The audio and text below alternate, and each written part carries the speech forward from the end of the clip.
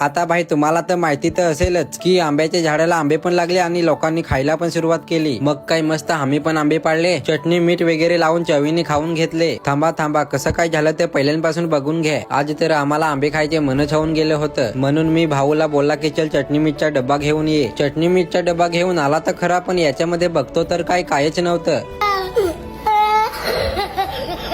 पटापट भावीला आंब्याच्या झाडावरती चढायला लावलं। आंबे खायचे आहे तर चढावं लागेलच। झाडाला आंबे छोटे मोठे खूपच लागलेले होते। मग मी विचार केला की 2-3 आंबे पाडून आणि चटणी मीठ लावून न खाऊन टाकू। 2-3 आंबे पाडले, कारण की आम्ही दोघे जण होते, जास्त तर खाता येणार नाही। पळसाचे पानामध्ये चांगले आंबे धुवून घेतले। आंबे कधी पण चटणी मीठ लावून ना पळसाचे पानामध्येच खायचे, एक नंबर लागतात। आंब्याच्या आतमध्ये चटणी मीठ भरून घेतलं। 3 आंब्यामध्ये चटणी मीठ भरून घेतलं आणि कापायला लागलो। हळूहळू सर्व कापून घेतले, परत त्याच्यावरती थोडं चटणी मीठ टाकून घेतलं आणि मस्त आवडीने खायला लागलो। बाकी हा मिनी ब्लॉग आवडला असेल तर लाईक शेअर फॉलो करा। बाय।